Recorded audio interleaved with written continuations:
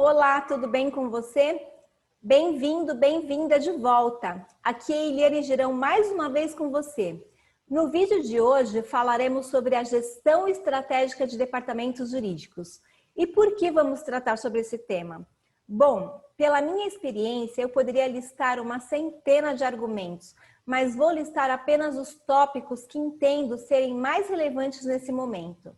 Em primeiro lugar, há uma diferença brutal de atuação do profissional que atua em um escritório de advocacia e daquele profissional que atua num departamento jurídico de uma empresa. O advogado que atua no escritório de advocacia tem uma rotina muito focada em prazos, audiências, tratamento de teses, consultoria sobre assuntos demandados pelos clientes. Ele tem normalmente uma carteira de cliente muitas vezes diversificada em vários nichos de atuação, dentre outras atividades que ele compete. Ele, o advogado de escritório de advocacia, se preocupa com o resultado das ações, mas entende que sua advocacia é de meio e não de resultado, de maneira que trabalha com o propósito de fazer o melhor para obter o melhor resultado possível. Nem sempre conhece o chão de fábrica, ou seja, o negócio do cliente que está atendendo, ou sequer teve um contato pessoal com o cliente, ficando esse contato mais próximo para os sócios do escritório. Já o advogado corporativo, por sua vez, não está preocupado com prazos, teses de defesa, a não ser que seja um caso muito importante e que vai impactar na imagem da empresa. Ele normalmente se preocupa com os processos de trabalho e com os escritórios que estão sob seu comando e os trata de maneira analítica. Por exemplo, quantidade de processos novos, principais pedidos e causas de pedir, quais os processos têm maior valor de reserva, que processo pode causar maior impacto na imagem da empresa, quantos processos foram encerrados no mês e qual a economia foi gerada para a empresa. Ele segue procedimentos internos e preocupa-se com o limite de gastos do departamento jurídico, pois sabe que tudo impacta na distribuição dos lucros. Isso se a empresa possui a política de distribuição de lucros no fim do ano, após sair o resultado do balanço patrimonial. O advogado corporativo conhece todas as áreas da empresa, ou deveria conhecer, e muitas vezes participa de reuniões internas e apoia o diretor, o vice-presidente e até o presidente da empresa na tomada de grandes decisões. Ele atua diretamente com órgãos reguladores. Pode ser que o jurídico seja pequeno e ele também tenha que atuar em várias frentes de trabalho, como societário, trabalhista, ressarcimento, tributário, entre outros. Em segundo lugar, em todos esses anos de atuação, percebo que todos os profissionais do escritório de advocacia que atuam para empresas precisam entender que as necessidades do seu cliente vão muito além da condução do processo judicial ou administrativo, pessoal. Como prestador de serviços, conhecer sobre gestão vai melhorar o seu relacionamento com o seu cliente, vai alavancar sua posição nos rankings de performance em relação a outros escritórios e você será muito mais estratégico e agregará um valor imenso à sua prestação de serviços. E por fim, quero falar com você que é advogado corporativo ou pretende migrar para esse nicho, para essa área, ou ainda você que já atua como gestor de departamento jurídico.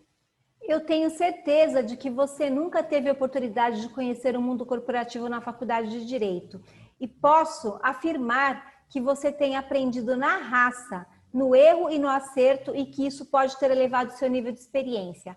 Mas, não raro, no seu percurso, essa falta de conhecimento limitou a assertividade das suas decisões.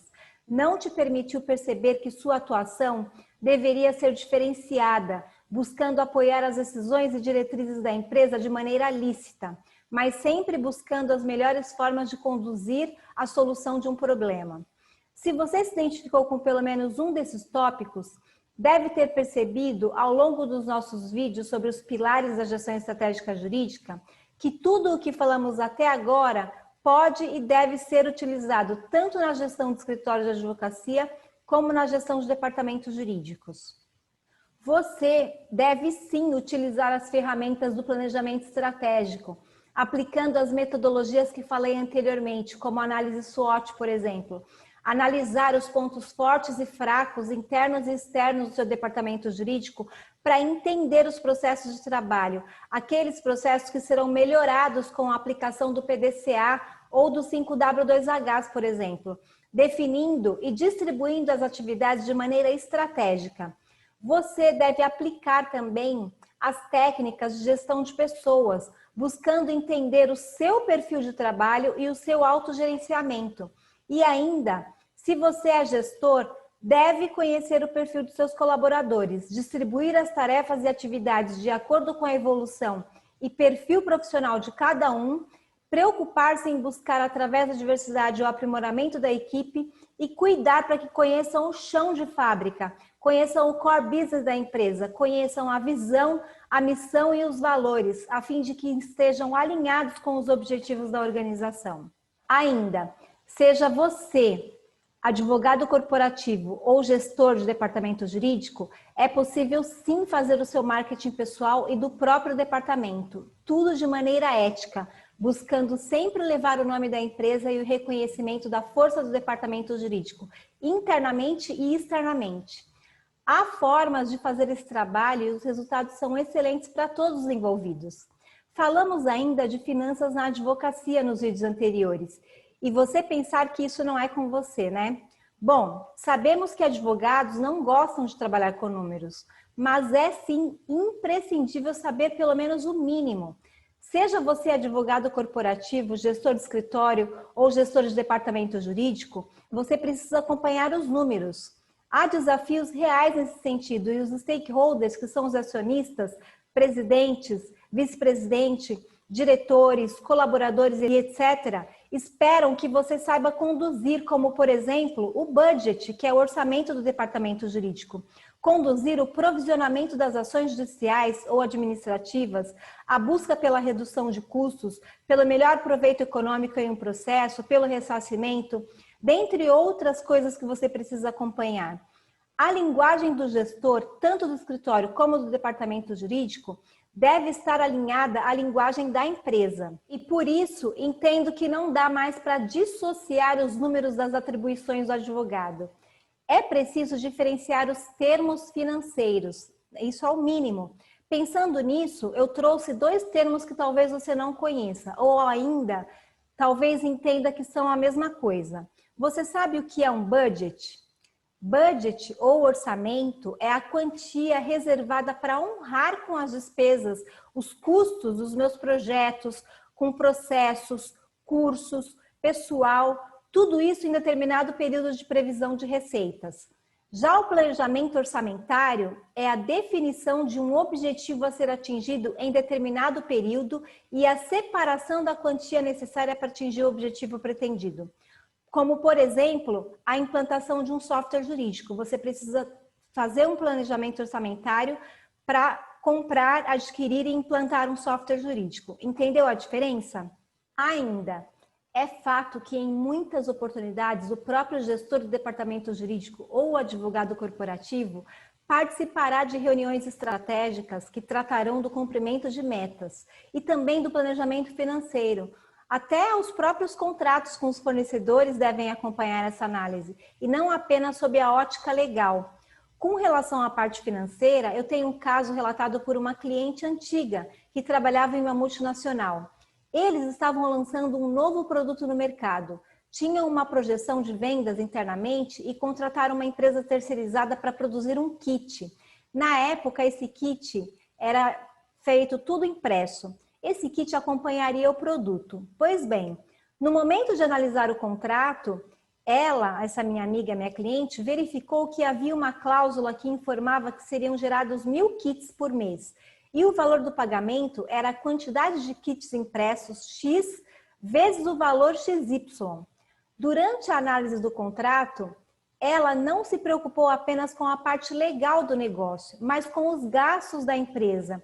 E durante uma reunião, onde haviam vários gestores de outras áreas, já que todos participavam do lançamento, ela ponderou sobre esse item que ninguém tinha percebido, nem mesmo a área que estava contratando os serviços. Com isso, a empresa evitou um gasto desnecessário, adequou as quantidades, manteve o valor unitário e a área pôde controlar melhor o processo de entrada desse novo produto no mercado, trabalhando as adequações da quantidade conforme a venda. Foi muito legal esse case dela. Enfim, percebeu o quanto preocupar-se com os números é importante? Cabe também ao gestor do departamento jurídico e ao advogado corporativo buscar sempre as melhores soluções e o melhor aproveitamento da tecnologia que a empresa coloca à sua disposição para controlar os processos judiciais. Se a empresa possui um software jurídico para esse controle, cabe a avaliação dos relatórios que estão sendo gerados pelo sistema. Se esses relatórios são estratégicos e podem auxiliar na tomada de decisão, se há uma necessidade de preparar um manual de procedimento direcionado para ampliar a eficiência e a confiabilidade dos dados inseridos, enfim. Se a empresa possui outras formas de controle, como planilhas de Excel, por exemplo, essas também devem ser estruturadas de maneira a gerar relatórios através de tabelas dinâmicas. Fato é que a tecnologia está presente em todos os setores e cabe ao gestor do departamento jurídico participar ativamente desse processo, seja na escolha de um software jurídico que vai apoiar a área nas atividades diárias, seja na manutenção desses softwares com a inserção de dados, seja em outras áreas, outras formas de controle, como planilha de Excel, enfim, tudo deve estar alinhado para ser traduzido em relatórios estratégicos, os famosos KPIs. A controladoria, por sua vez, pode ser sim implantada no departamento jurídico, mesmo que ela seja composta, por exemplo, por um único assistente jurídico. O importante é separar as atividades e entender o que é burocrático, o que é jurídico e o que é estratégico. Há empresas que possuem áreas de controladoria com cerca de 10 ou até mais colaboradores, mas há empresas que possuem apenas um colaborador, não importa o número. O que importa é a estratégia. E por fim, chegamos ao compliance. As empresas estão cada vez mais implantando áreas de compliance, seja por determinação legal, como por exemplo as empresas com ações na bolsa, multinacionais, seja por entender que há um fortalecimento na condução da administração das empresas, não importa. Muitas vezes essas áreas estão vinculadas à mesma diretoria do jurídico e podem ser compostas por advogados ou bacharéis que se tornam compliance officers. Diretores de compliance, gerentes de compliance, esses profissionais atuam diretamente para que a empresa esteja alinhada com a legislação, como, por exemplo, no caso da adequação das empresas ao cumprimento da Lei Geral da Proteção de Dados, a famosa LGPD, que já está em vigor, inclusive. Ou seja, elas tratam com a empresa inteira e todos os departamentos avaliam impactos, criam e acompanham a implantação dos procedimentos e, além disso, apoiam as áreas. E o gestor jurídico deve sim trabalhar lado a lado com o compliance, apoiando na interpretação da lei, muitas vezes trabalhando a interpretação do juridiquês, aquela linguagem jurídica muito técnica. A linguagem para a empresa tem que estar o mais clara possível, para que a direção da empresa possa absorver as informações. O departamento jurídico deve ser considerado como uma empresa dentro de uma organização. Lembrando que existem vários fatores que irão determinar o funcionamento desses departamentos jurídicos, pois existem variações como o tamanho da empresa, o tipo de negócio e os objetivos dessa empresa que estão atrelados à visão, missão e valores, como já falamos anteriormente em outros vídeos. Bom, eu espero que vocês tenham gostado. Um grande abraço, um grande beijo da Eliane Girão.